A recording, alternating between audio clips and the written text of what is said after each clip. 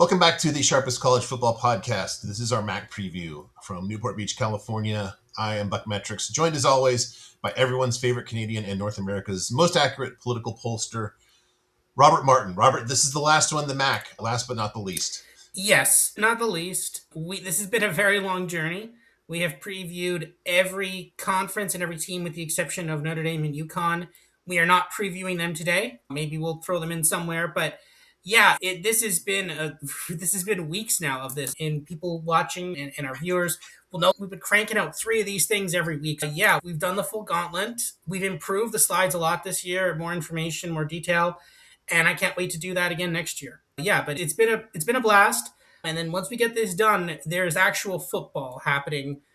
You will see this the Monday, I think, before games happen. We're recording this Week at zero. yeah. You'll see this I believe this is coming out the Monday of week 0, and then we'll be having other stuff out week 0. But we are like just looking at the calendar now. It's just man, we're just like a week away, a week and a half away from college football being played. Yeah. As we record this, 11 days till week zero No, no, kickoff. no So, countdown or anything. No. no. Yeah, as you mentioned, the slides are better. And if you want to see the slides in entire deck format in PDF form, they are available for all of the previews. Go ahead and leave your email address in the YouTube comments, or you can DM me on Twitter at BuckMetrics.com. If you are new, this is the glossary for the BuckMetrics terms that I refer to through this and other conference previews and the regular season. And if you are not new, welcome back, and you are, by definition, brilliant. Robert, inevitably during some MAC game during the year, they will say, these are just tough young men. They play ball in the parking lot of a glass factory. You get that in one of these, in at least one of these a year. We've kind of got this. I guess it's just you and I. You somehow playing football with your your helmet in your hand.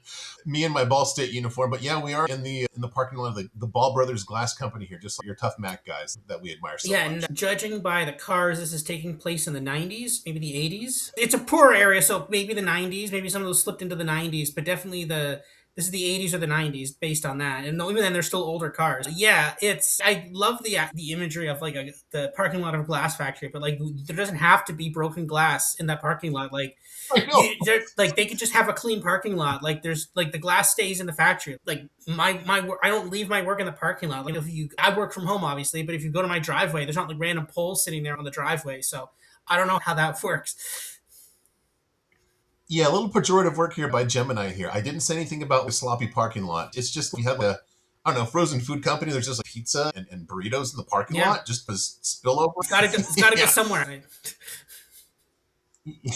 I guess. Yeah. All right. Overview of the MAC. Comings and goings in Northern Illinois, departs for the Mountain West, as we talked about in that preview. Sacramento State joins the MAC. That's going to be interesting. Believe me, we'll dig into that a little bit. As usual, as usual, so I grab my laser. Hello. Grab my laser pointer here. Even more so this year for G5 conference. Just an absolute paucity of proven quarterbacks in the conference here. So if you're trying to break into the top tier, you've got that's a hurdle to overcome for sure.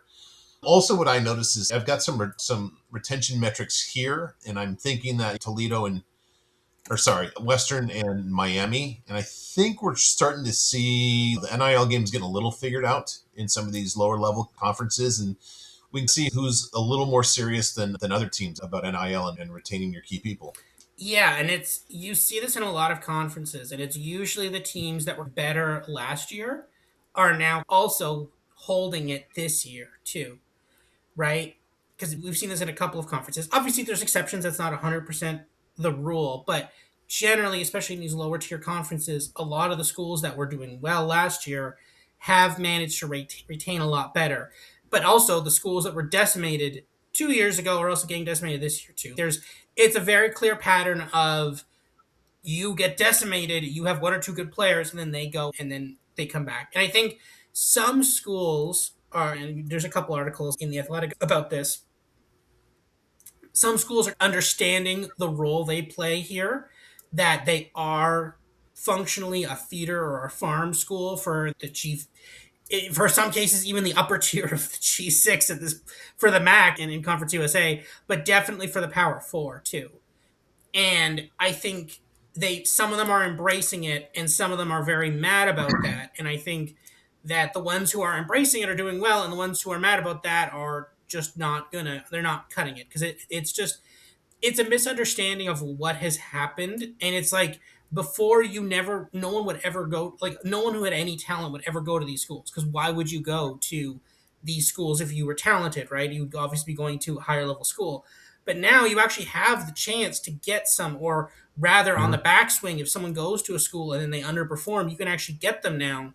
But I think a lot of people, a lot of these players, or a lot of these schools, don't see it that way. They're just like, oh, we invest in a kid and he's gone. You should think of it as, hey, we get to buy low on some of these kids and then have a massive return on that investment. Now, someone will say that you don't really get much return on investment if someone leaves after a year of NIL. Then we'd have a whole conversation about buyouts in the English Premier League, but that's a whole different podcast. But Oh boy. again, this is we're beginning to see the system here. This a clear system is developing, and we keep coming back to it. But the thing is, I keep saying it every time I see these graphs, but from these graphs, it's so clear the system that we're seeing, and I point out every time, because this is very clearly what's happening now. The quarterbacks, though, like, either basically you had a good quarterback and they're gone, or you didn't have a good quarterback and then they went down, or like that's it, right? So it's a mixed bag there. It's either they're too good and then they move on somewhere better, or they were bad and they go down and you don't want them back anymore, right? So very mixed bag there for the quarterbacks. The only ones that are surviving, this is like the what's the famous, like, logical thing where it's like, oh, you think surviving is good, but the ones who, like, survived were the ones who were like the predators didn't want to kill or something. Like, what's that? I can't remember.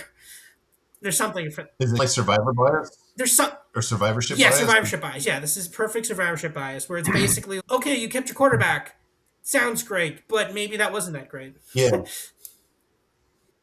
And we saw that last year with Buffalo, where they had by far the best retention, and they weren't that good. And I attributed it to Lembo and the culture thing. But one of the things we always get these kind of working theories in these preseason conference previews, and I've workshopped a little bit to say you got to look at it more closely and just not look at retention, but look at retention and culture, which is going to be a function of your win loss record.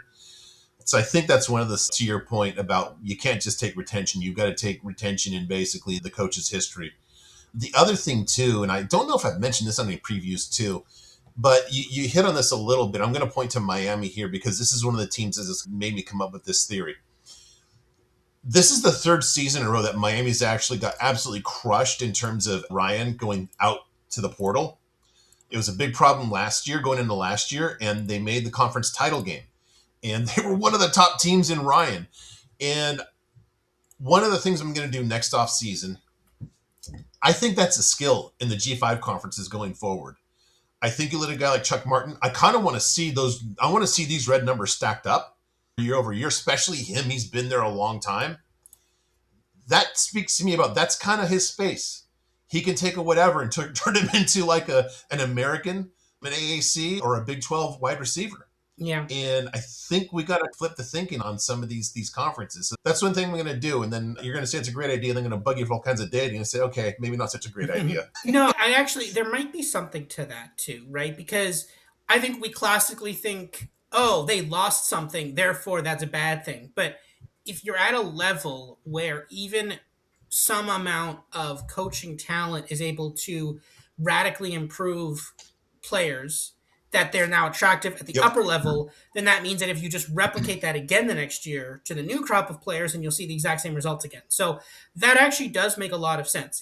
There is some sense for that. If, now again, this is completely different. If Texas loses 80% of their receiving yards, that's a bit of a problem. Because where are they going? They're going to Yes. the NFL, or I guess they're going to the NFL or graduating or whatever, right?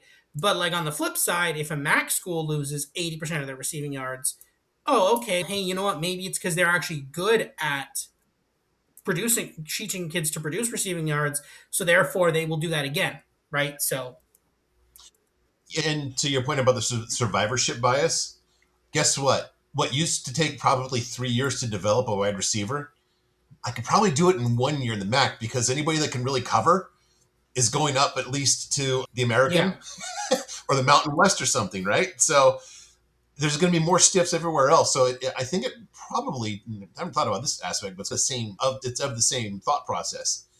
The learning curve in these lower conferences is a lot quicker. And going across conferences to the story, my coach of the year last year, that's probably a big reason that Kennesaw State was able to go from just an absolute joke, literally a weekly joke for us, to conference champs. Mm-hmm. It's just, and we've said this for a while now, it's really about the coaches, but now we're really starting to see how that coaching manifests itself in the weird way. I lost a bunch of guys. I'm a good coach. Yeah, it is. It's counterintuitive, but I think we're now at a point where I think rosters before, and again, if the Senate bill passes, which is still an if, there's still an if in front of there. But if we get to a point where we still have unlimited transfers or functionally unlimited transfers, and because before, when you had no transfer, if you transferred, you were sitting a year, that was it, or a grad transfer or whatever, right? So if Buffalo lost 80% of their receiving yards in a year, oh, okay, it means that they had a bunch of talented players and they all left. They all either graduated at the same time or they all got drafted at the same time. Like maybe Buffalo had like that scenario would be Buffalo had a really good year, so they lost everyone.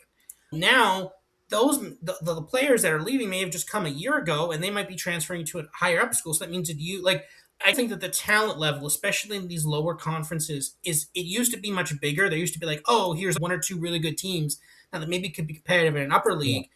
And then if they get decimated, then it's because like they had a Yeah. great class and that class graduated and now they're gonna have to rebuild. But now it's like, okay, now the top and the bottom, especially these lower conferences, the MAC, Conference USA, arguably definitely the Mountain West, maybe the Sun Belt. Like those ones are the difference between the top and the bottom, where before there used to be one or two really high standouts and everybody else was lower. That gap has narrowed a Yeah. lot. And I think that now it's there to the point where a lot of these players are functionally the same talent level, at least. Not the same people, obviously, but they're a similar talent level. And if you can develop that talent, make it better, and pump it out, and then they leave the next Yeah. year, then you could do the same thing again with the same talent. So, Yeah. And we saw that in the Pac 12. We'll get to back teams here soon, folks. But in the Pac 12, the top six of the eight teams in that conference were all within, I think, like six or less power rating points of all each other. It's just seeing that's how it's converging. And within the conferences, NIL's kind of really equalize, and the realignment's equalizing the level of the conferences too. Now, to that point, a team like Massachusetts basically makes it a little harder on to say the bottom's not as bad because Massachusetts, but they're a unique program. We'll get to them in a bit. yes. All right, but they're at the end here since they're going Phil Steele order. So that means first is your defending champions, Western Michigan, one of two teams that are just absolutely dominant in the returning talent metrics and the improvement metrics. Last year, actually, Brady Jones started the season, and he got replaced by Brock Lowry, and he basically ended up second in the MAC in Apex. I like the continuity here. At offensive line, we have four linemen returning. One was all conference.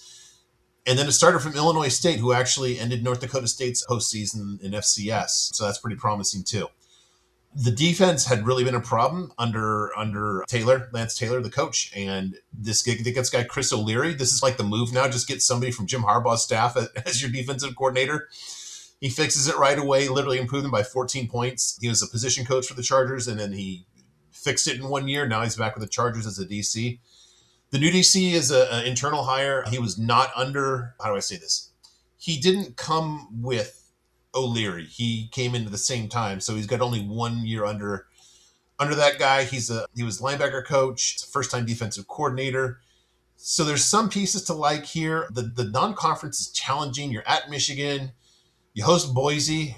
Good job, Boise. I don't know what you're doing signing up for that. And then you got a fulcrum game here. I don't know if you can say they should beat Rice because Rice is a lower level American school, but American's a couple hops up from the MAC. Season win total 7.5. Under's getting crushed. I don't know if I like that. I just don't feel strongly enough to take the over here because I don't know what to do with that Rice game. That's the thing. And I'm a big proponent of Lance Taylor, believe in him a lot. I forgot to wear my Western Michigan t-shirt here. But I don't know if I like it enough here to play the over, even though it's plus money. I'm a little tempted with a lot of pieces here. I guess maybe I got to see this. I got to see how this new DC goes because that's a big loss that you're overcoming there. Yeah, I agree with that. I still think this is definitely gonna be one of the most competitive, one of the more competitive teams in the MAC, 100%. Right, and I think for a conference like the MAC, I kind of think that's the best we could really do here. We can't be like this is a definitive favorite here or anything like that. We could just be like they're going to be one of the more competitive teams, and that's good, right? Looking at the Saban score here, Lance Taylor took over in 2023, a program that wasn't in particularly great shape, got them to an 80. I think that was actually it was slightly worse, but the program was in dire straits at that point. Improved them the next year, and then last year had the big breakout year. And I think that was actually we had been liking him for a couple of years, and then here you go, he finally was able to get the win and win the conference, and that's actually huge. They're clearly one of the better built teams in the MAC. They kept their quarterback, which I think for the MAC this year is anytime you have a quarterback, I'm just going to start adding points to which I like you on it because I think that's just generally a plus if you get to keep your quarterback, especially a guy who started most of last year. Like again, massive continuity there on the O line. Defense pretty strong there. This is going to be a very similar team to last year, and it was the best team in the MAC. They only lost one game to Miami of Ohio, and then they avenged that in the conference championship game. No, I like Western Yeah. Michigan, and I think they're going to be a really good team this year. And they're again this non-conference schedule is weird. Last year they played Michigan State, North Texas, and Illinois. This year they're playing Michigan, Monmouth. I guess okay, that's better than I think they played Rhode Island last year, so they did have an FBS SCS team there too. But you have at Rice, which they should be favored against. They are probably better than Rice, and then you have Boise State. Boise State might be gettable, maybe. It's definitely plausible. It's not impossible, right? Like the 7.5 under -175. I don't hate an 8-4 season. It's very doable. Which MAC teams scare you? Miami of Ohio, but you did beat them last year, and you were competitive with them in both games. Nothing else is particularly scary, so I kind of don't hate an eight and No. four. Yeah, two other things about this team. Look, I almost made it without saying it, but I'm going to say it. Lance Taylor follows me on Twitter, which is a huge badge of honor for me. So I'm a little biased towards this team and program. But you got to be kidding me, the AP voter or voters that put them in their top 25. MAC team, the MAC is not going to have a top 25 team, not in this incarnation. And I point that out because you've got two chances to prove that you're a top 25 team in Michigan and Boise State. Expecting a full mea culpa if Western Michigan doesn't win one of those games. And I don't know how until now I didn't realize their defensive coordinator's named Martini. How can I not like that? My gosh. All right. Not surprisingly, second is last year's runner-up, Miami of Ohio. We've talked a little bit about Chuck Martin, and he's getting the new model, as according to Robert and I. They're the other team that's just dominant in the returning talent metrics, even more so here. And you've got all green under the offensive line, all green under the defense. So well done on Miami in terms of figuring out how to make this work. They do lose two big guys to the portal, Cam Perry and Cole Weaver, but that's their thing now. The new quarterback is a freshman transfer from Kansas. We'll see how that goes. Quarterback's really not been an issue for Miami for years and years. All five starters returned on the offensive line. One was all conference. Last year's defense was third in passing defense, third in run defense by my ratings, and third in power rating. They have the best talent metrics on defense. They really gave that game away to UNLV at home last year. That was a rough beat, man. They just truly gave that one away. Interesting this year is the week 4 game hosting UConn, since they're now coached, and actually UConn is in this preview just briefly. They're coached by Jason Candle now, which will be interesting. So season win total 7.5. Again, I've been the same thing. Aside from Western Michigan, I'm not really concerned about any other teams that they face in conference. They're not going to beat Pittsburgh. I know people like to pretend that they're going to beat or have a chance against Cincinnati, but that's such a big step up that I don't see that happening. This isn't that good of a Miami team, and that UConn game is staring at me just like that Rice game for Western. And you're looking at 7.5 and money on the under. I just don't know if I can get there. I'm looking like if you talk about this in the context of Western Michigan too, it's like you have to choose one of those teams and hope that you got it right in week 13 since they're playing each other. That's a close game. So that kind of makes both those plays just mutually exclusive in that you can't do either of them. Maybe I used the wrong term there. You're the stats guy. Maybe week 5 against Bowling Green is a place to look for these guys. I don't know. Or UConn, but I can't play the season win total here. Yeah, no, I don't want to play it either. This is a team that easily could have been MAC champions, right? Okay, they did lose to Western Michigan, but very plausibly could have been. and they were 7-5 at that point. 7-5 going into the championship game, right? You've got Pittsburgh, that's not fun. You got Cincinnati, that's also not fun, and then you've got UConn. Neither of those three are fun. And then if you just lose a MAC game or two, then all of a sudden now we're looking at 7-5, and then you're done, right? That's the thing. Say you lose to you have Western Michigan, right? As you pointed out too, and then okay, maybe something weird happens in another game. I don't know, but then there you go, right? So that's all that needs to happen is just one. I don't love a margin of one game, right? I'm not betting on this because I think they're going to go 8-4, so I'm going to bet it over 7.5. No, so no, yeah, this is unplayable. But again, they will be one of the better MAC teams. Freshman transfer from Kansas isn't great. I don't love that. Again, obviously Kansas needed to replace their quarterback this year after Jalen Daniels left for the NFL. I I'm sorry, for Social Security, did you say? I just God, how long had he been there? It had been so long. he was a COVID guy. He was a COVID guy, I It think. was at least six. I want to say it was 6 years. Yeah, I think COVID year and an injury year, and he was out every year. He might have gotten like another year too. Yeah, he had a ton of injury years too in there, so he may have gotten. He beat Texas in that game. I believe he's the Was he the quarterback in that quarterback, or game. was Yeah, that the year before him? I can't even remember. But again, this is no, I before him was I think when they played Missouri and as both top five teams when they had the really fat coach. Yes, I think I've got to rewatch that. I got to rewatch that game. That's got. We're gonna. I'm gonna have to put that game on before we do the season. The Texas Kansas game from. I want to say it was 2021. It was 2021. Yes. We gotta rewatch that. Yep. Sark's first year. Yes, Sark's first year. Again, random tangent, has nothing to do with Miami of Ohio at all. But I think when looking at this, again, they needed to replace a quarterback. They just said we don't want this guy here. He left. Now maybe it's because he wanted to start or not. I don't know. But that's not the best sign. So yeah, they will be one of the better teams, but I don't trust that. The giant question mark at quarterback, I don't love that. Yeah. Yep. Yeah, that UConn game is going to be fascinating because UConn's coach is now Jason Candle, who left Toledo. This is really interesting. I had no idea what to make of this until I did a deeper dive on their new coach. So new coach is Mike Jacobs. At Mercer in 2 seasons, he was 15-1 in conference and had 2 conference titles. Before that, he was 60-10 in conference with 3 conference titles in 8 seasons in a Division two and at a Division two. I forget which school it was. He had immediate success at all 3 jobs that he's had too. Now this is interesting. Like Candle took, I think he probably took the most of his roster of any of these coaches that kind of did the bring your own roster with you. So these guys have the lowest improvement metrics. It's funny to say this out loud. The only team that's worse on the improvement metrics is Sacramento State, who was in FCS last year. So by definition, they're 0. The new offensive coordinator, he was the head coach at Gardner Webb, which is, I think, in the same conference as Mercer. I like that. I like this guy's looking for kind of experience. I like the exact opposite of Tosh Lapoy at Cal. The new quarterback is John Allen Richter, who in 96 attempts has a 103 career apex, something to build on there. Lots of the starters, the new OC brought a lot of his guys on offense, and then there's just guys on offense and defense from Mercer that were with the head coach. Here's what's interesting. So Mercer had a really nice apex last year. I can't do adjusted for quality of opponent because I don't have that data. But the defensive apex is 118, which is troublesome. I don't know how many of those guys I want, even in the past week MAC. They do avoid Miami.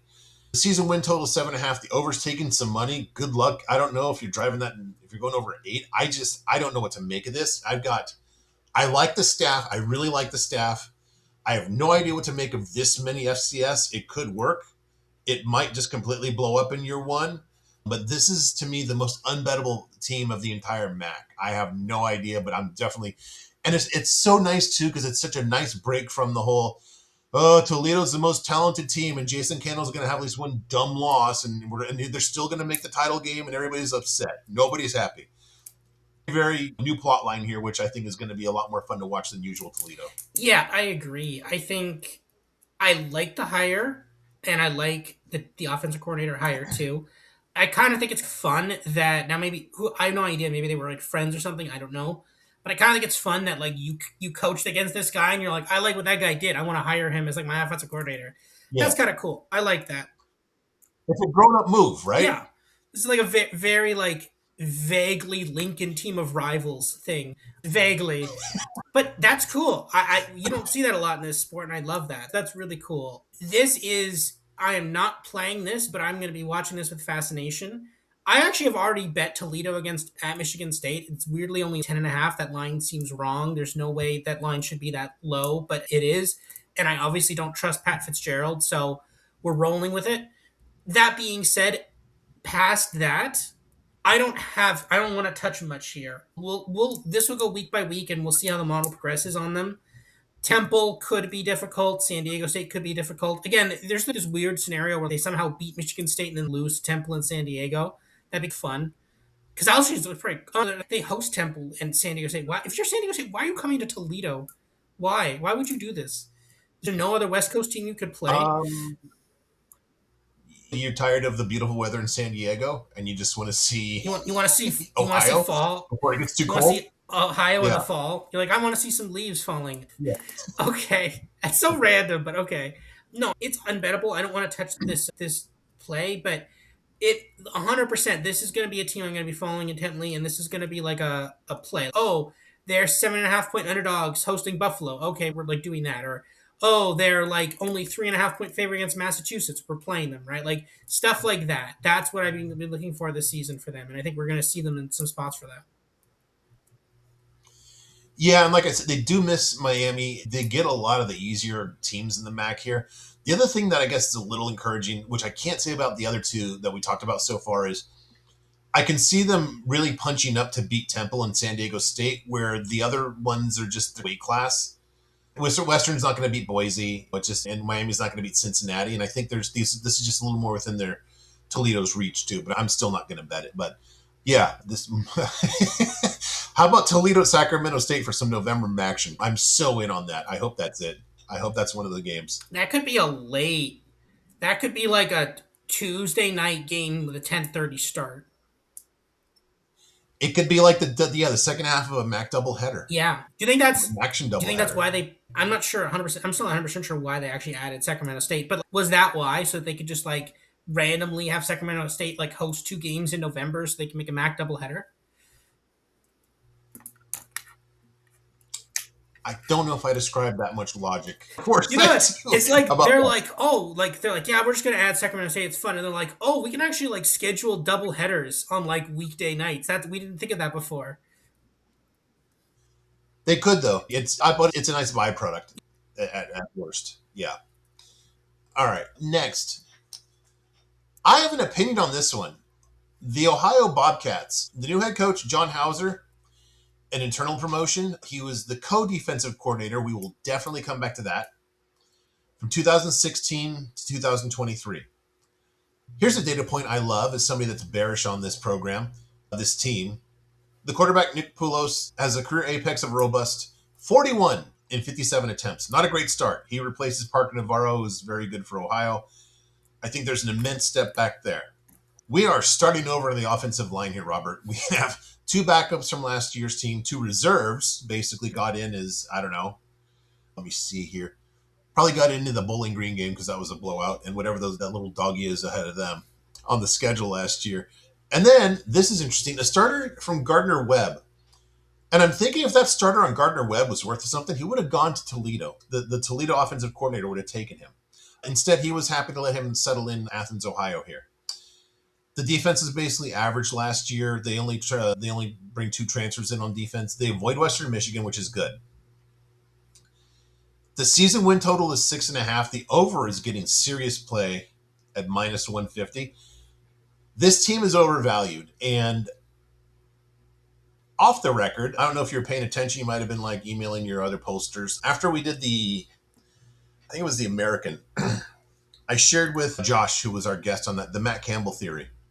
And I'll recite it for the first time on this podcast for our listeners. And I think it's pretty genius on my part to be very immodest. So here's the Matt Campbell theory. Long ago, and this originates in the MAC, the mighty MAC, Toledo was very good under a guy named Tim Beckman. Tim Beckman's Toledo teams were so good that Tim Beckman was hired as the coach at Illinois. And Tim Beckman made it 3 years and was a disaster and was fired after 3 years. And basically, at the same time that was going on, guess who became a lot better was Toledo under Matt Campbell. And it was clear to me that the real reason that Toledo was successful under Tim Beckman was not the head coach Tim Beckman, but actually Matt Campbell set the whole tone and made the whole thing work. And we can see now, to even prove this Matt Campbell theory further, which I've had in my back pocket for years, Matt Campbell now the head coach of Penn State. So why do I bring that up? Let's not forget the first year for Tim Albin at Ohio. You remember basically people are saying this is bad. This Tim Albin guy is not a good coach. They might get rid of him right away because they went from really good from Frank Solich to horrible. I Okay, believe actually, I'll just quick point on there. I believe that was that 2021. I think because you can see that from the Saban. yes, I believe so, yes. So you know what happened in 2022? They brought in Brian Smith as defensive coordinator. And look, we're going merrily and merrily along, and then Tim Albin leaves for Charlotte. We'll come back to that in a second. Ohio doesn't really miss a beat last year. They win 9 games under Brian Smith. Now let's go, okay, how did Tim Albin do at Charlotte? Charlotte was one of the worst teams objectively in the entire country. Yes. They were horrible. Okay. This is going to mean something in a moment, Robert. So now Brian Smith gets fired for whatever kind of moral turpitude, sin, whatever that he did in terms of, I don't know, drinking or fornication or who knows what, but he lost his job. And now they're promoting this guy internally who nominally was over the defense before Brian Smith came in and the program was bad. They thought, oh, we can just promote internally because that's where Ohio and that's what it works. It doesn't work if you don't have Brian Smith because it didn't work the first year you didn't have it. And if you want further proof, who's looking at Charlotte and saying there's a team that's going to win 6 or 7 games this year? No, this is not going to work at all. You've got a huge step back at head coach and at quarterback, and the over 6.5 getting crushed. I am definitely going to play the under here. I'm getting plus money on the under. Yes, please and thank you. 2 fists full. Robert, did I convince you on Ohio? Yeah, you definitely did, and I think this Matt Campbell theory, I think it definitely has something because there are some programs that people think are like because when you listen to other commentators, they're like, oh, this program is they're immune from losing a head coach. They could lose a head coach and then they're going to be fine. And you circle Ohio and you're like, oh, I guess they're okay because they lost Tim Albin and then they lost a step, yes, but they were still perfectly fine. They were still right up there competitive with the MAC. And actually, to be fair, they only lost to Western Michigan by 4. Had they won that game, they probably could have won the MAC themselves last year. I think Yeah, people are probably like, oh, Ohio's just going to always permanently be a good team. And there's going to be so many people rushing in to be like, of course, Ohio, 6.5. Easy bet. They're going to go 9-4, 9-3 again, right? And no, they may not, right? And I think this is the interesting thing is the fact that with the Tim Albin one is so interesting on this too because it's like he was thought to be the whole thing behind Ohio. He goes off to Charlotte and they look horrible. And then Ohio looks okay, and now people are like, "Oh, okay. I guess Tim Albin was the problem." And then now you kept Brian Smith, he was okay, but now you get rid of Brian Smith, and now you're bringing up someone else. Now I guess the answer is, I guess they're still okay, and the answer is probably no. 41 career apex and 57 attempts. That's not a lot of attempts, but that's a game and a half ish, maybe 2 games at the college level. Parker Navarro was actually pretty good. So you basically have no quarterback. no. You have a little bit of continuity on the offensive line and not that much. Yeah, I love under. We've been in the program. Yeah, I love the under here. I do love the under. I don't think this is a particularly great team. Again, losing Parker Navarro enough. Like if you replace Parker Navarro with Nick Poulos, I'd have been like, okay, maybe. But now we're at the point where it's okay, and also there's the whole thing where they lost their head coach, and that may be the one propping them up, right? So yeah, I'm down for the under here. Yeah, and one of the things when we do these, I like to say, can this team punch up and win a game they kind of looks like they shouldn't? I see this team as the exact opposite of that, but I can see them losing a bunch of dumb ones here because I don't think this coach has what it takes, and they doesn't have a quarterback that can bail him out. Two other data points going back to the metrics here. You might remember, and this is only coming back to memory now, when we previewed the American a mere 13 months ago, I thought it was interesting, and I just said it observationally without any kind of aha, I got you. It stuck out to me that nobody followed Tim Albin from Ohio to Charlotte. Do you remember that? That was like nobody. There was like, and because you were thinking, okay, he's going to bring like him, because Ohio was good. And you're thinking, okay, he's going to bring like this guy and that guy. No, nobody. Number two is, this is interesting. There's nobody returning on the offensive line that started. And Brian Smith was a defensive coordinator guy. That's how he came up on the defensive side of the ball.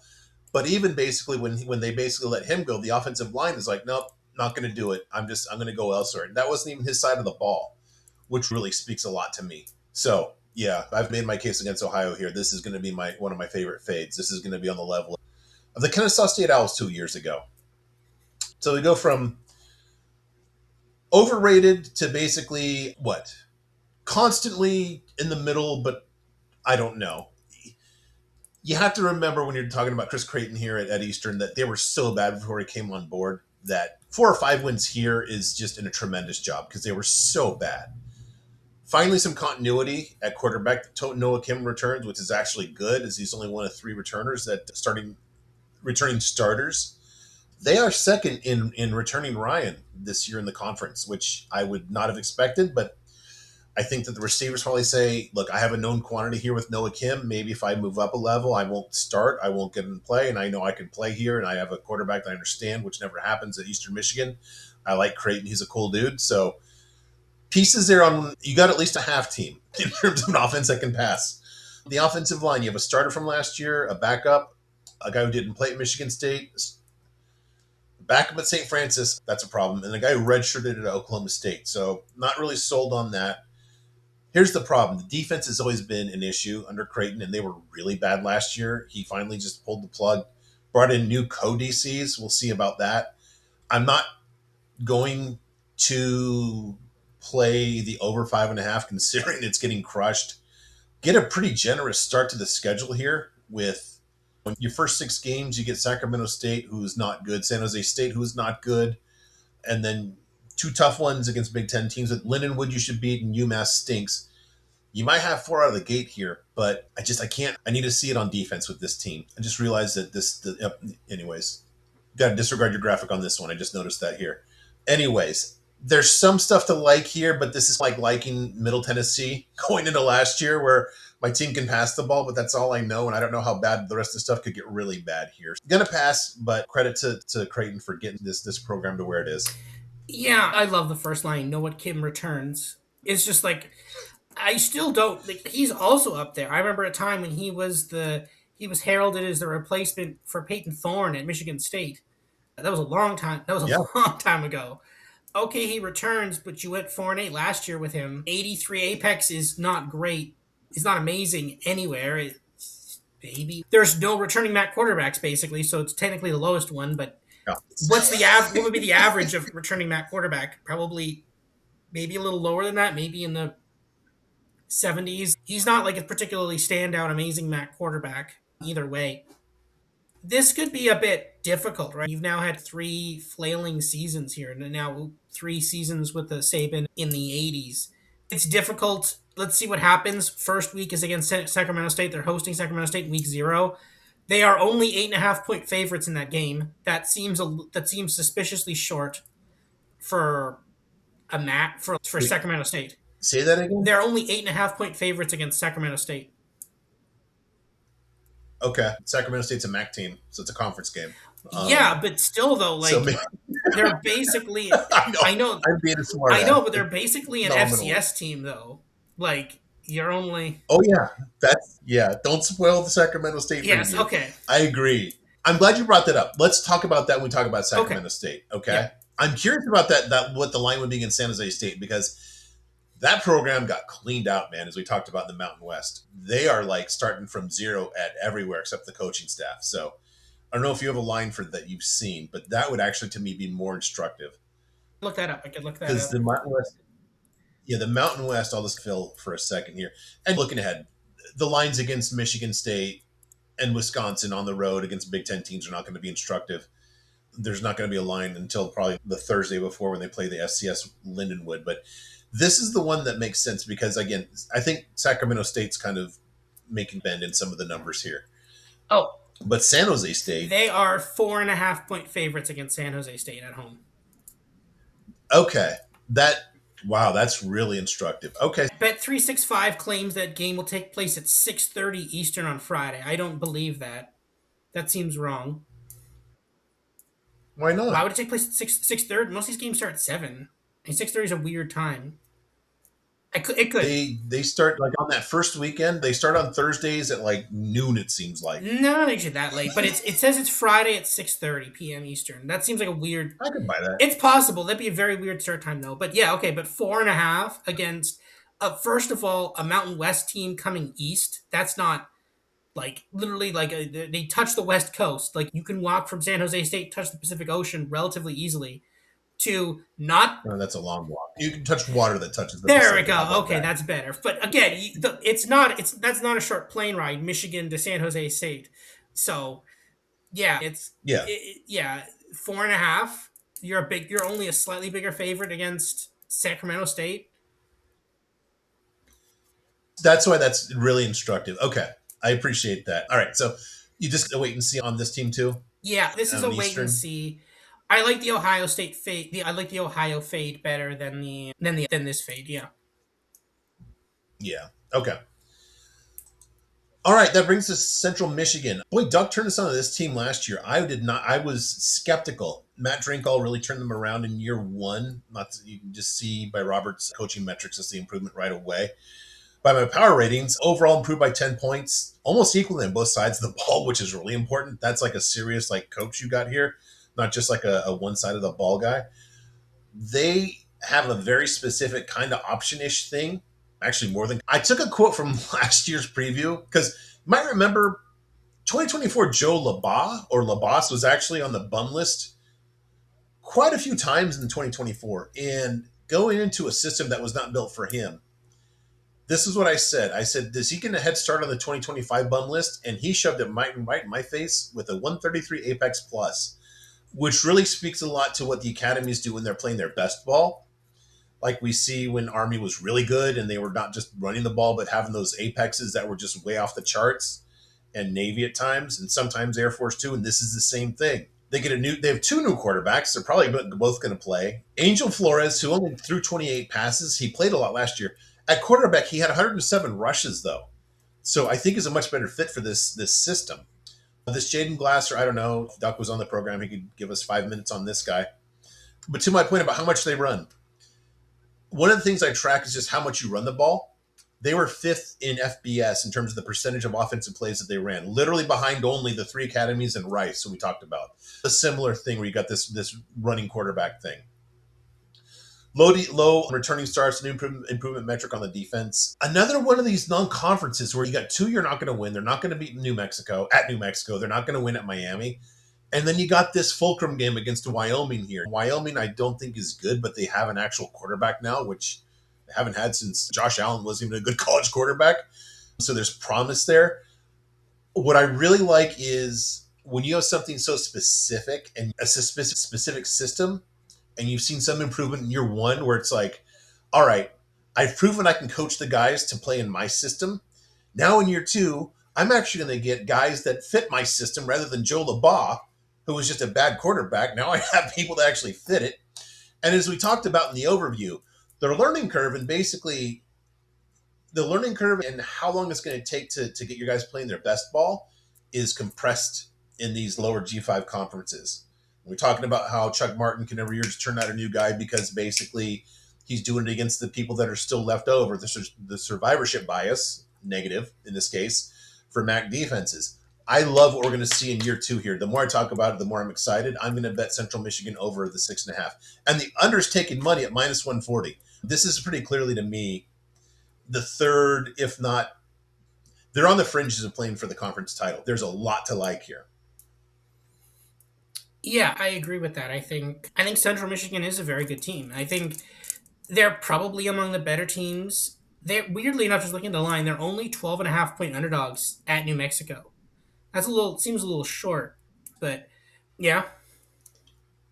I think that speaks to what this team is. Maybe, yeah. I actually, I should have worn my New Mexico State T-shirt. I broke format this year and bought a New Mexico T-shirt because I love that team. That to me is probably one of the best G5 teams. And being that close at New Mexico in year two of that, you got a year two thing there. That's what's interesting too. Hmm. I think that really speaks to their chances in the MAC. And look at their schedule last year, Robert.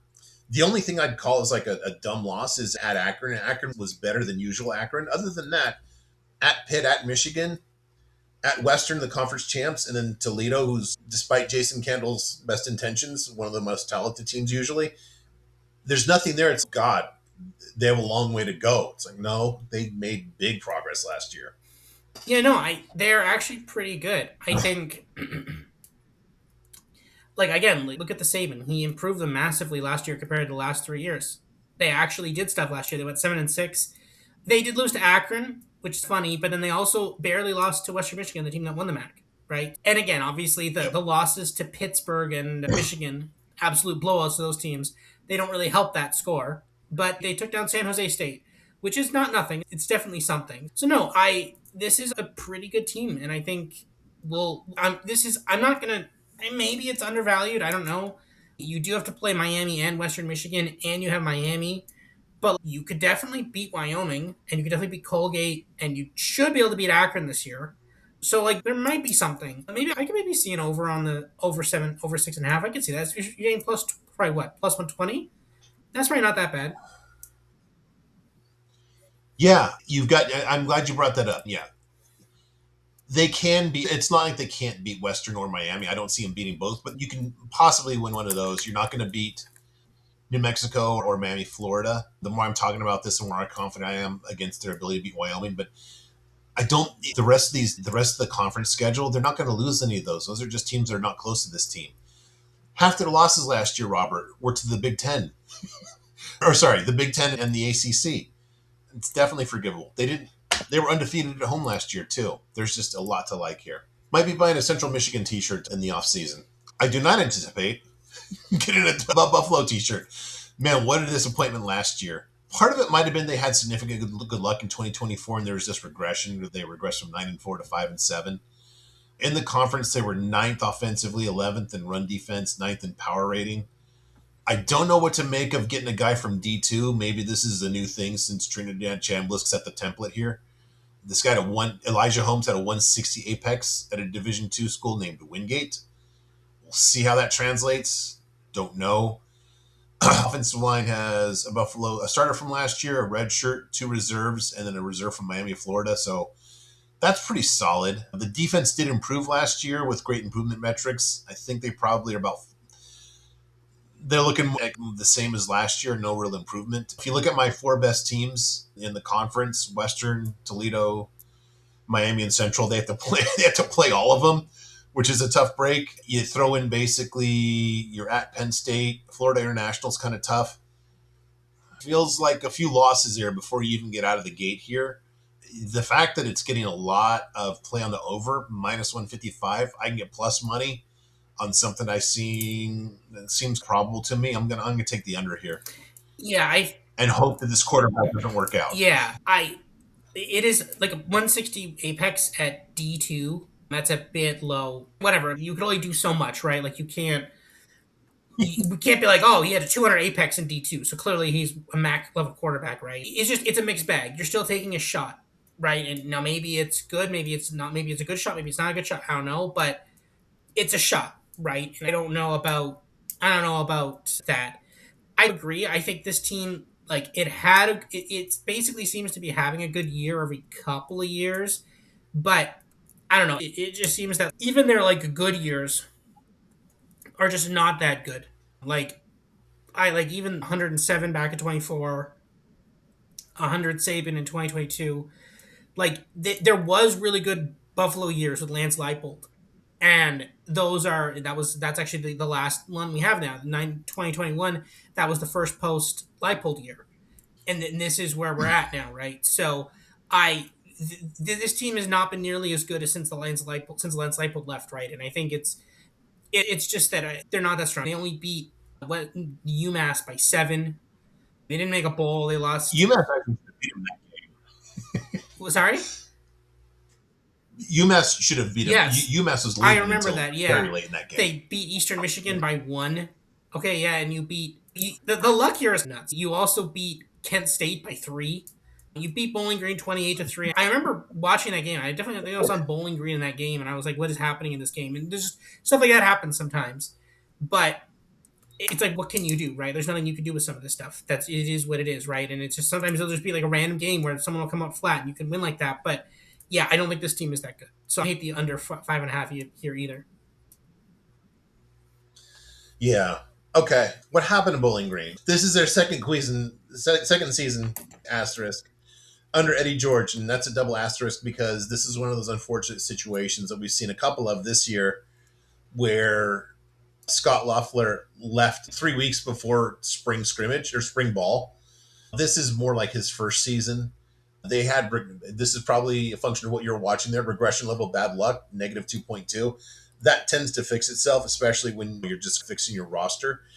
They weren't that bad if you take their luck out of their wins above average. They were actually fifth best in the conference in luck adjusted wins above average, ninth in power rating, which is a little bit low mid. Hey, now that Eddie George actually had some time to think about who he wants as offensive and defensive coordinator, he's got them. They're internal, so he's comfortable with them. I don't know. I don't love internal hires.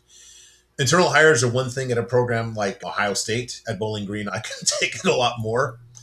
I think they're going to be better at quarterback, seeing as a team, they had an interception percentage of 4.3%, which was seventh worst in all of FBS. Another D2 quarterback here, Jay Castantine, not spelled with a question mark. 134 Apex at Division Two Assumption, which I think is where Bob Chesney got his head coaching start. Some continuity in the offensive line, although it's all mostly backups and then reserve from App State. The defense is below average. The non-conference is really rough. At Nebraska, at Ohio State, at Iowa State, who's rebuilding, but still that's 3 levels up. South Florida is rebuilding, but again, this is several levels up from where the MAC is. And Tarleton State actually is talking about going to FBS, so that's not the most gimme of FCS games. Season win total of 4.5. The over is getting absolutely crushed, which I understand. Again, the non-conference is not favorable, but I think this team is definitely above that bottom tier of the conference here. Yeah, I again, this is a team that its second season. It has not been particularly great last year. They went 4-8 again. Some of these MAC teams are just not very good. And they've just been consistently not good. They had a couple of good years in there, and then their coach left, and then now they're just way below average again.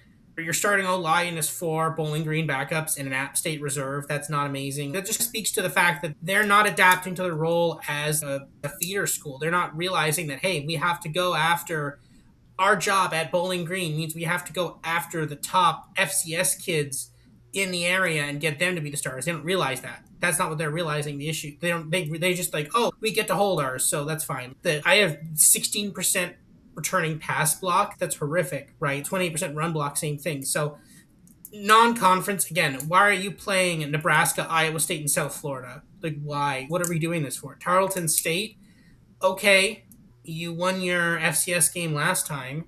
What are they against Charlton State? Do we even have a line for that? No, I don't think we do have a line for that. No, we do. Oh wow. Okay, they are 2.5 point favorites at home against Tarleton State. Yeah, not a gimme. Like I said, Tarleton State's looking to go into the Conference USA soon. Yeah, so that's bad. That is very bad. Yeah, I like the under 4.5 here. This seems like a. Here's the thing: if they lose Tarleton State, then they're starting the season 0-4, and then it's just like lose Oh, two of. keep going. Are they going to beat Miami of Actually, yeah, Ohio? probably not. So probably 0-5. And then Sacramento State, okay, maybe they could beat Sacramento State, maybe. You win those next three. Maybe. But then you have Western Michigan, so then there's your 6 already. And then Kent State, Toledo, UMass. So again, like these are just going to be just crazy competitions for some of these games, right? But if you're starting out the season only 2.5 point favorites against an FCS team, that's never a great sign. No. And in fairness to Eddie George, he got dropped in a really rough spot last year. So this is a year one for all intents and purposes. So I think they'll be better this year, even by a power rating standpoint. Just that schedule does them no favors. Joe Moorhead is still around. Yay. This is going to be really interesting because he got a guy who was actually very highly recruited in high school, out of high school, Reese Poffenbarger, who was originally at Miami, and then he could not beat out, although it was a close competition, but he could not beat out, what's his name, Mestermaker at North Texas. So he lands under a very good quarterback slash OC, quarterback coach slash OC.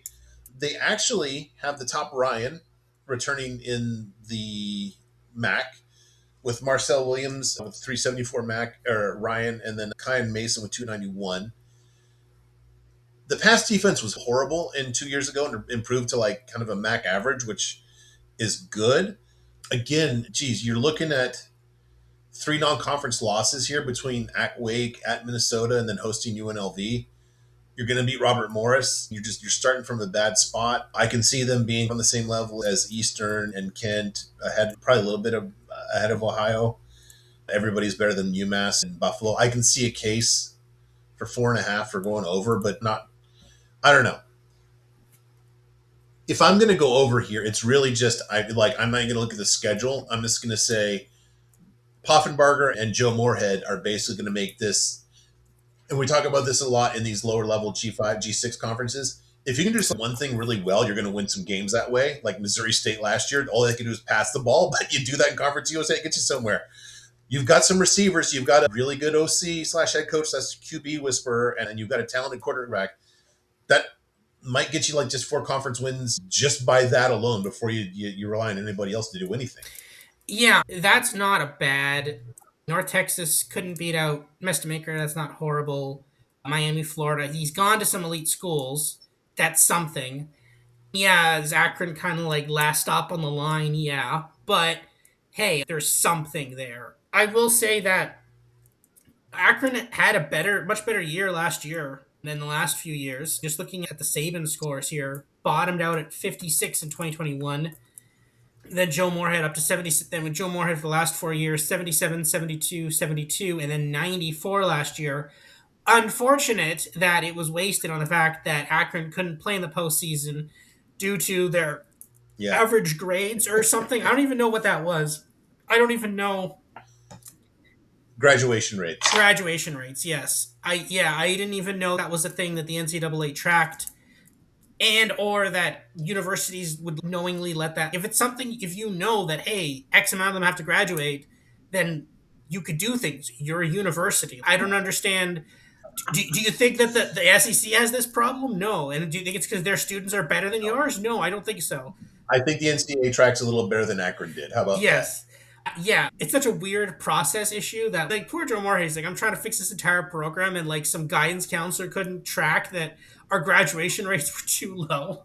Like, Well, you want an interesting story about that? This is really interesting to me. If somebody transfers out, that can negatively affect your APR, which is the metric that they use.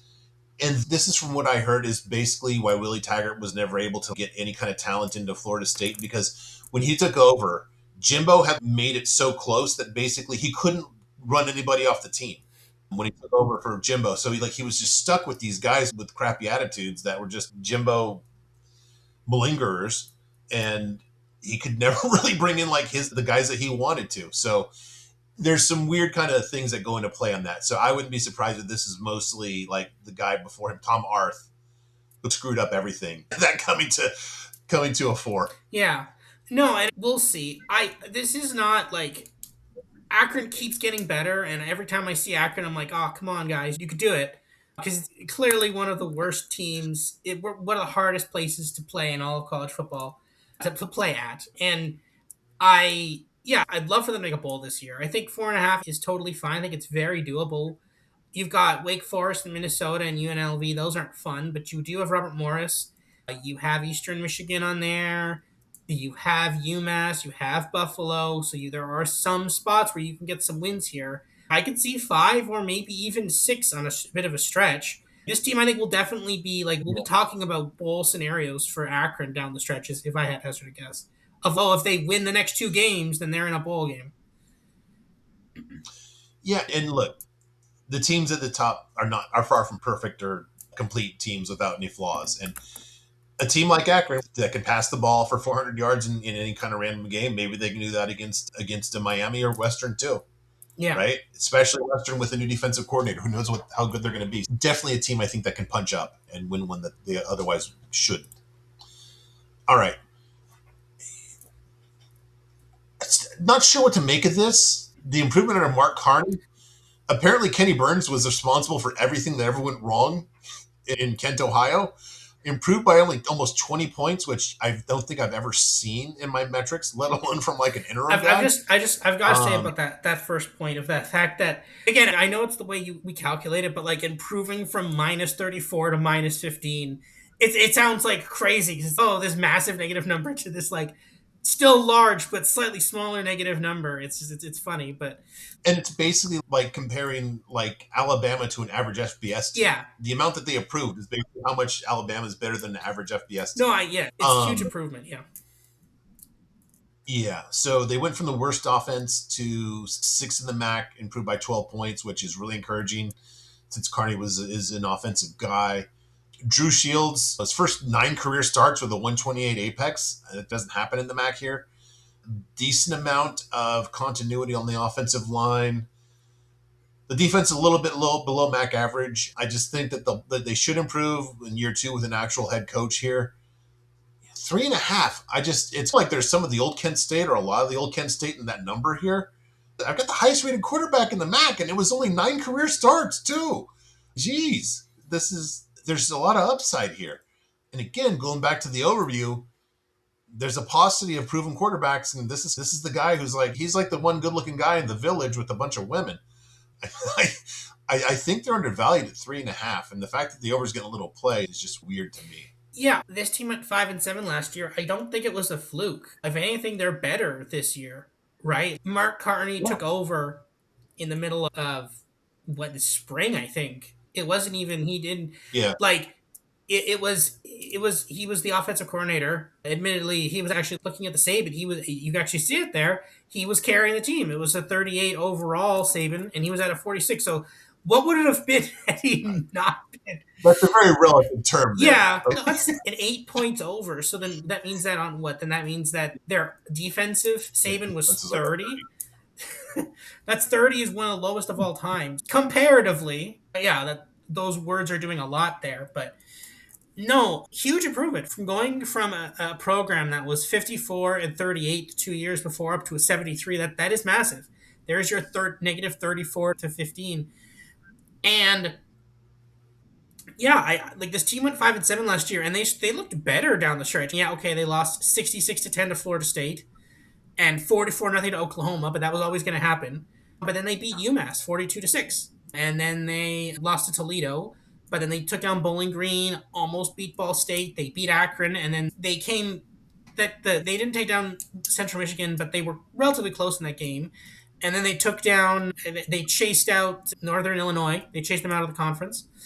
And yeah, no, it's because Kent State is also another school that people are like, oh, they're one of the worst schools. But honestly, this was fine. This was honestly totally fine. They looked better. They looked even better down the stretch than they looked earlier in the year. And I'd love to root for this team to make a bowl. I think I'm going to be over 3.5. I think there's a clear path. Okay, yeah, you're not helping yourself when you're playing South Carolina and Ohio State. Your non-conference is arguably harder than last year's, but you don't have to win those games. That's totally fine. You don't have to worry about that. You've got Wofford if you can beat Wofford, which you probably can, and then you've got like Ball State, Ohio, Akron. You would randomly have South Florida in there. That's odd in there too, but whatever. Sacramento State, Bowling Green, Eastern Michigan. There's definitely a path here. If this Kent State team keeps getting better, which it looked like it was doing down the stretch, yeah, I could definitely see them. I could see them. The thing is that they played Central Michigan in that game, and I remember that game because I remember I was rooting for them to win that game because I wanted to see them make a bowl game, and they were just outmatched by Central Michigan. But Central Michigan was a better-ish MAC team. So if you were play Central Michigan with Eastern Michigan, then they're in a bowl game, right? Like that's the thing. So now obviously, whatever, that's not how that works. But still, though, like this was almost a bowl team last year. So yeah, like there's definitely a path this year. Yeah, what's that first one? Is that Merrimack College, the MC I last think year? so. It's hard to see Okay. sometimes for ones we're not familiar with and that they're so small, but I think it was Merrimack, Yeah. yeah. Okay. All right. So we both like Kent State this year. I do not like, for the second year in a row, Ball State. I got burned. This team went over the 3.5 last year with beating Akron and Kent State. I just look. This team only beat New Hampshire by 5. That was my upset. I doubled down on my predictions here. I would have done it again. This team, look, they improved their power rating by all of 3 points from a negative 26 to a negative 23 under this guy, Mike Arembovich, who was the head coach at Butler. The offensive rating slipped over 5 points. 11th in passing offense, 10th in run offense. Great. They have 3 starters back, a reserve, and then a starter from D2. Don't know if I like a D2 guy moving up on the offensive line. That's he's blocking guys like you and me, Robert, last year. This is a big step up. Keldrick Luster from Texas State did not really play much there. And then Sesame before that is the starter here. Clearly, I just don't believe in this system. So, from a defensive returning talent metric standpoint, only Toledo, as we mentioned, and Sacramento State are worse. So, you didn't really get any kind of rebuild there. The season win total is 3.5. I'm going to say it's fairly valued, but I'm not. Gotta look pretty closely to try to find that fourth win, right? Yeah, I think this is one where maybe we just leave it alone, but then we just heavily fade this team on certain weeks. Like, it's like this is the thing. You were like you go from a 68 to a 64. You got worse in your second year, right? And this isn't look at what we just talked about Mark Carney and how much he improved the program in just one year. You got worse. And again, this is not like this was already pretty bad. It's not oh, you took like a decent team and you were slightly worse. You took a bad team and you made it even worse. So like that's actually difficult to do. How can you make a bad team? It's difficult to make a bad team worse. Kendrick Luster, Texas State, SMU, whatever. Look at the wins last year, right? You beat Akron, okay, cool, and Kent State and Ohio. That was it. You got annihilated by Western Michigan, 42-0. You lost to Northern Illinois. You lost to Eastern Michigan. Got crushed by Toledo, and they got crushed by Miami of Ohio. It's just Ball State has never been a particularly great school, but these last 2 years have been pretty rough. And I think maybe that like if you have a third year of continually getting 3-9, 4-8, maybe this could be a sneaky hot seat candidate. But again, who would you even replace him with too, right? But yeah, this is it's just We'll hit on that soon. We'll hit on that soon. Believe okay. me. All right. Let's see. But yeah, no, this is not particularly. Maybe just leave it alone and just start massively fading them. There's some interesting. So, like week one, I think they're 52.5 point underdogs against Ohio State. Do you think there's any value in that? Or no, you just leave No. that alone, right? Yeah. It. The only kind of saving grace here is that they do get Sacramento State and Massachusetts both. But Robert, can I just give you a little bit of coaching here? You're a grown man, and I am too, so I'm not going to tell you what to do. But I'm not going to say I do everything right and you do everything wrong. But I just want to point out that I started off the podcast with this: "Hey, Mac players are tough. They'd be willing to play football in the parking lot of a glass factory." And I have some quotes from you about some Mac teams are just not good, and then it's hard to make a bad team worse. You might want to work on your phraseology here, buddy. Maybe. Yeah. Okay. All right. How about to test that? Massachusetts. This is not a good team. They were horrible in 2024. And how about this? Joe Harasimayak, he did the impossible, Robert. He made a bad team worse. Their defensive rating, he took them from a negative 13 to a negative 14. The defensive apex from a 124 to a 181. The defensive GGAB plus 134 to 158. And mind you, this is a guy who was a defensive coordinator before becoming a head coach. And just to round it out, in the MAC, they were worst in Apex Plus and GGAB Plus and Ryan in offensive rating. Not surprisingly, they got a new offensive coordinator. Not a good move in that they got the guy who was the quarterback coach at Bowling Green from 2019 to 24, when the entirety of all the talent on that team was on defense. This, and I also want to remind you that this is replacing Mike Bajakian, who was absolutely horrible at Northwestern, and why this guy hired him to be the offensive coordinator just is absolutely shocking. They somehow talked Pop Watson and his 127 apex and 63 attempts from Virginia Tech. Now that was not against your quality opposition there to playing. I think kind of the ineptitude of the system beats out whatever this guy brings in terms of talent. They bring in offensive line stars from Colorado State, good. William and Mary McNeese State, worst defense in the conference last year. How about what they do really good is schedule? Because Robert, they scheduled Sacred Heart and Stonehill. Stonehill might be Division Two, or it might be just like a pub that's down the street from you. I don't know. Even with that, the season win total is 2.5. Robert, have at it with UMass. Yeah, I actually, when we were doing this preview, I was actually shocked because I was like, wait, they didn't fire their head coach from last year? I just assumed that if you go 0-12, you get fired. I just assumed that. But apparently not. We're going to run this back again. Okay. Yeah, okay. If you go 0-12 2 years in a row, they have to fire you, right? I think. Who wants this job? You hired clearly you made an abysmal hire here. This is where it says I don't even care. I'm just gonna be a hockey fan, or I'm just gonna root for a new AD. Is what I'm gonna root for. I don't even care who my coach Yeah. is now. Doesn't That this school yeah, have some academics? I think so. Yeah. This is where long ago John Calipari made his name as a head coach. Yeah. Unfortunately, it's football, not basketball, so that does us no good here. Yeah, I've got to say I just love the bullet point here of the like last in the MAC and Apex plus GGAT plus Ryan in offensive rating. Just like what else is there? There's nothing else you could be worse in. I think there's a bug in the slide because there's just nothing on their returning metrics. I just assume that it could just be a bug or maybe just like the programming that we used to build just gave up and just said it doesn't matter anyway.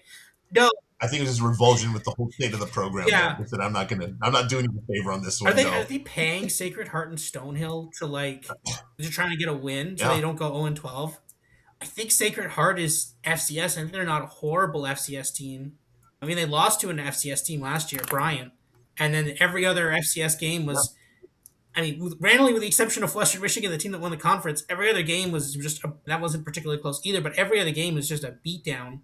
With like last four games led to over 40 points, and they scored the most they scored was Yeah. 14. I the And yet, I do want to point out on your Saban, and yet the defense was the strongest part of the team last year with a 33. well, I guess most of the games they didn't score. the They didn't offense. score double digits. They scored less than 10 points in those games. No, So it's even yes, worse. So yeah, I don't even know what to say here. It's bad. It's really bad. I actually so I, there was an I had an interesting thought experiment too. This is like functionally completely unrelated to this year because a lot of people with college football they've made this argument that we have to keep we have to keep like all of FBS together because there's like a chance of an upset. On any given Saturday or in the playoffs or yeah. something, Boise State can upset Ohio State or whatever, right? So here was an interesting hypothetical I had. Let's say that you are either the athletic director at Ohio State or UMass, and or one of them, or maybe you control both of them somehow. I don't know. You strike up a deal where every year for 100 years you play a home and home. So every year, one year in one school, 1 year in the other school, for 100 years. So we would never see the outcome of this experiment. But what is the over under on the Ohio State wins? What's the line? How many wins would UMass win if they play every year for 100 years? It's 100. It It's so a it's hundred. They go 100-0. You don't think that there could be one year no, when maybe UMass is decent and no, no, no. that's interesting. It's an interesting thought because I feel like there's got to be It's not even a question of number. It's what kind of juice. I think basically yeah, you could get 100, but you have to play like minus 250 or but like something. you could never like you'd have to have instant cash out because again we wouldn't we obviously are older than zero so we would never see the end of the bet, right? We're not going to live another 100 years, so Yes. I don't even know how you'd scale that, but yeah, no, it's interesting. It was an interesting thought experiment I had. Maybe it's a dumb one, but it's just it's clearly maybe UMass wins one game, maybe, but No. no, You're definitively saying no. Okay. The number is 100. We'll ask if we get Duck. We'll put that on Ask Duck just as a Yeah. good thought It is an exercise. interesting thought exercise. Yeah. All right. Yeah, this is bad. Maybe under 2.5 is correct. I don't know. All right. I'm also noting here Robert's not responding to coaching because right after I gave you a little talking to, you said it's bad. It's really bad. All right. We're going to test it again with Sacramento State. New head coach, Alonzo Carter. He was a running back coach at San Jose State and Arizona under Brent Brennan. So he's seen good coaching up close and personal. What he's not going to see this year is good quarterback play with Carson Conklin and his 76 apex from Arizona, from Fresno State. This is troublesome, Robert. My starting offensive line here, if I'm a Hornet or a Hornet fan, is a backup from last year, a starter from Incarnate Word, a part-time starter from Weber State, and then two junior college players. That's as grim as it gets. This 174 Ryan, that's last year's at FCS. That's not, oh, this is what they did in a game against an FBS team. That's what they have returning at a FCS level as a 174 Ryan, which is really grim. They do avoid Western Michigan and Miami, Ohio. Maybe that was part of enticing them. This happened late in the process. This isn't something that was been years in the making. So I'm going to emphasize, understandably, this roster is unprepared for the move up to FBS. This looks to me a lot like Sam Houston in 2023, where I just looked at the roster. I'm like, they failed the assignment. And I can't say these guys failed the assignment, but they're in the same exact spot as the guys who failed the assignment. I'm not going to, especially not this coach, since Brennan Marion went to Colorado like in, I think, January. So none of this is Mr. Carter's fault, but they're in a bad spot. I do not, at any possible way, understand how the total, and I checked this in 7 different sources because I thought this is a bad number. Not just the number 4.5 wins, but the overtaking money at minus 125. I don't get it. You're going to beat Mississippi. You're going to beat Mississippi Valley State. I don't think you have a chance against Eastern. This is an FCS team, Robert. Yeah. They went 7-5 last year. It's not even a good FCS team. They did beat Idaho, though. Idaho is decent, I think. But That was post act. That's not the real thing. And they don't even have the coach from last year or the quarterback. yeah, no, it's There's nothing. Again, these metrics up here, Robert. This isn't based on FBS. This is FCS returning talent. That's just scary. yeah. Okay, you do avoid the top two, but that helps. But man, you're not going to beat Fresno State or North Dakota State. Sure, you'll beat UMass, but I just don't see it. They're on the same level as like a Ball State and UMass. I don't know how you get to 5 wins. I just don't get it. I don't get it. Eastern has favored them by 8.5. You Eight said and a half under. Yeah, they're 8.5 point underdogs. they're not going to win that game. So there's one of the ones that I thought they might have a chance at. I don't get it. This is one of my biggest bet against here. This is significantly overvalued. I just don't get it. Yeah, And again, I didn't get the Sam Houston State number, and that's exactly what this feels like to me. I think that is a good comparison, right? And we nailed that analysis. We're like, this is not an FBS team. I think they maybe have a chance against, again, it is only 8.5. They maybe have a chance against Eastern, and they definitely have a chance against UMass. But that's it. Okay, Yeah. maybe Mississippi Valley State, you want to throw that on there? Okay. 76, Well, yeah. 76 Apex at Fresno State. That's not horrible. It's not the worst thing. It's not great. It's definitely not good, but it's not horrible. But outside of that, could you even beat a Ball State? I don't know. I don't think so. It's possible, but there's a lot of possibles just to get to 4, Yeah, just to get to 4, there's a right? lot of possibles. Even if week 1 they beat Eastern Michigan, it's not like they're suddenly a lock to go over 4.5. And then you end off with Hawaii in week 13 for some reason. I'm not sure why you decided to schedule that then. I guess Hawaii's going to get the final nightcap of Thanksgiving weekend. Okay. But no, it's still so weird why Sacramento State is even in the MAC. People with a keen eye will note that the MAC stands for Midwestern Athletic Conference, and Sacramento State is Well, it's Mid-American. Mid-American. Mid American. Oh, sorry. Oh, I thought it was Midwestern. Okay, Mid American. Sorry, Mid American Conference. I thought it was Midwestern Athletic Conference, or is that something different? I think it's Mid-American. I'm almost certain of that. We're gonna look this up now. I could be wrong.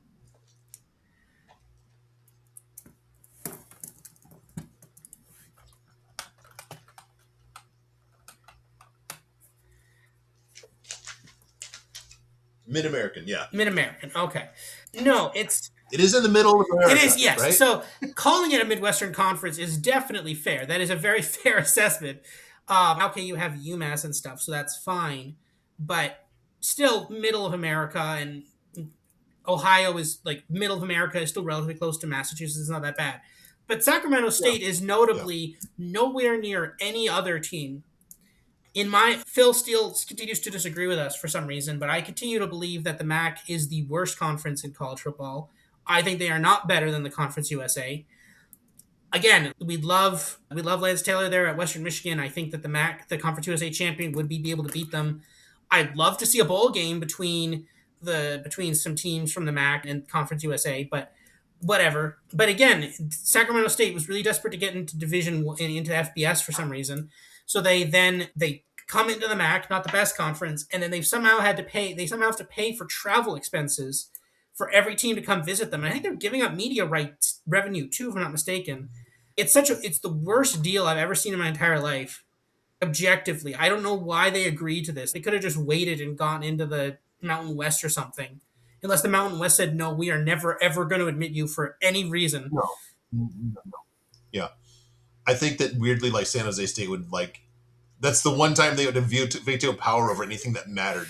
They're like, no, we're not going to let them in. Again, they could be a rival or something. I don't know. No, we'll see this year. I'm definitely not betting the over 4.5. I think this team might, because even that rough Sam Houston State, they did perk up near the end and they did randomly cover a couple spreads, big spreads, but they covered a couple of spreads near the end. There was weeks when it's like, okay, they're 23.5 point underdogs and they lose by 14 or something. Okay, fine. So there might be some spot plays here if we start seeing like Toledo minus 25.5 or something. Maybe that's okay. Maybe we can make a spot play here or something. But no, I don't think this is one of the top teams in the MAC.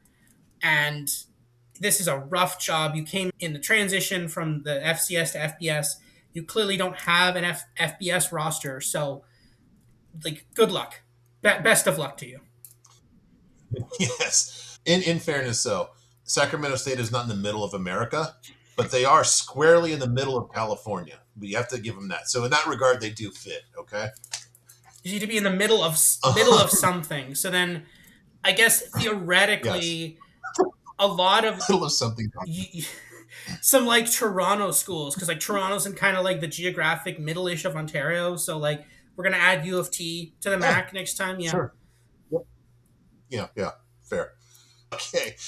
Lastly, not a MAC team, but real quick, just want to mention, as we talked about a little bit, Jason Candle. Just mention this because he came from a MAC school. They play two MAC games, I think, in Miami and UMass here. So definitely both ends of the conference. Going to be interesting. He took a lot of players from Toledo, but the big thing is he lost his DC. Syracuse actually ripped his DC from him. So he's got a first time guy who was linebacker coach at Pitt. Just going to keep an eye on that. That just is interesting to me. I don't know. Just a note. Anything on UConn or? No, I do like Jason Candle. He came from Oh, you're the one. Okay. no, he. Oh no, sorry, no, never mind. No, sorry, I got that wrong. No, Jim. I thought he. No, I thought he came from. I'm tired. I'm still fighting a bit of a cold. He came. I confused him with the job he went to. I thought he came from Colorado State to UConn. No, he went from UConn to Colorado No. State. I just assumed UConn was a step up from Colorado State. I guess it isn't. It's arguably extremely lateral. You're not in a conference, but like you're at least in the Northeast, and there's maybe something there. But Colorado State is like there's just so many more teams competing for that talent base. I'd rather be in an area with less talent, but I'm the bigger fish in that pond. If that makes sense. Yeah, I wonder too. Who can make some more? What contract is bigger? Mac Media, which includes football, or Big East, where UConn is, that doesn't have football, because football kind of drives that bus. But Big East is.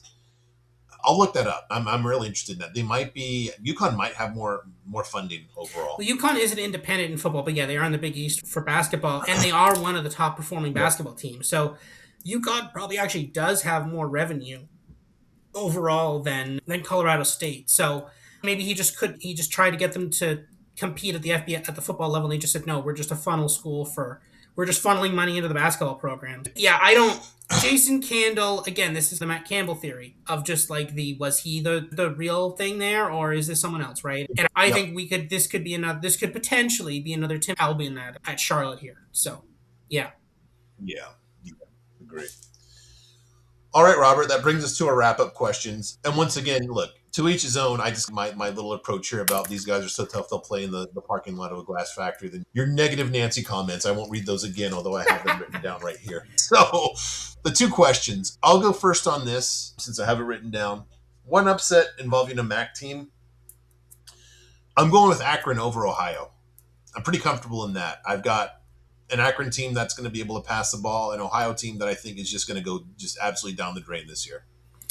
Yeah, that's a good call. I think I'm gonna go similar-ish, but not with Akron. I'm gonna go with Kent State. Oh, what happened there? I can hear Yeah, you. Your my camera camera is available, guys. There it is. No, okay. now went backwards. There you go. Okay, my camera is available. I don't know why it says camera not available, but whatever. Okay, we're just gonna keep rolling. There we go. I'm back. Okay, no, I'm gonna go Kent State against. Give me Kent State hosting Miami of Ohio second last week. I'll give Kent State over Miami of Ohio. Wow. Okay. Which two teams play for the conference title? I'm going to go with Central Michigan. I'll go with Western. All Michigan final. Yeah, that's not bad. I'll be